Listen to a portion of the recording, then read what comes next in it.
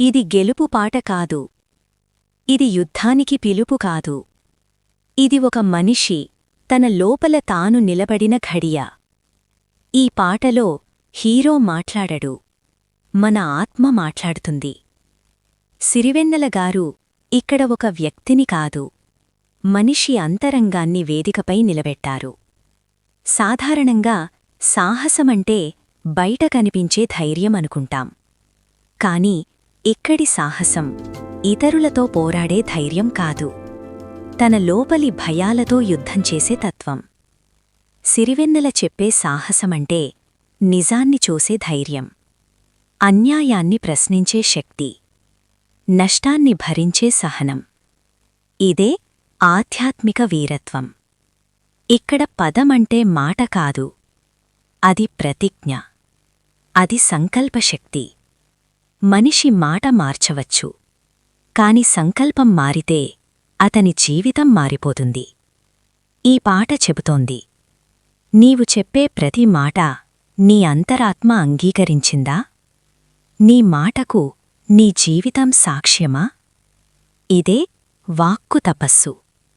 రాజసమంటే దర్పం కాదు, అహంకారం కాదు. రాజసమంటే జీవనశక్తి, ముందుకు నడిపించే అంతర్గత అగ్ని. సత్వం నిద్రపోనీయకుండా, తమసం ఆపకుండా, రాజసం నడిపిస్తుంది. ఈ పాటలోని రాజసం అలసిపోని మనిషి లక్షణం, పడిలేచే ఆత్మస్వభావం. ఇదే కర్మయోగం. రథమంటే ఒక వాహనం కాదు, మన శాస్త్రాలు చెబుతాయి.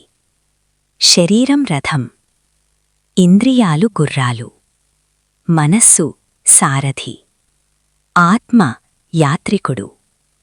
ఈ పాట అదే తత్వాన్ని ఆధునిక పదజాలంలో చెబుతుంది. నీ రథం నీవే నడపాలి. నీ జీవితం దిశను ఇతరులకు అప్పగిస్తే నీవు యాత్రికుడు కాదు, ప్రయాణికుడివి.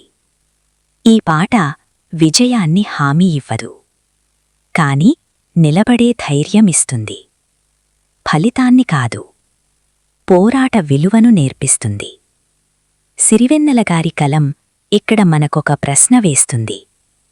నీ జీవితం నీవే నడుపుతున్నావా, లేదా కాలం నిన్ను లాక్కెళ్తుందా? ఈ పాట వింటే ఉత్సాహం కాదు, మన లోపల ఒక యోధుడు మేల్కొనాలి.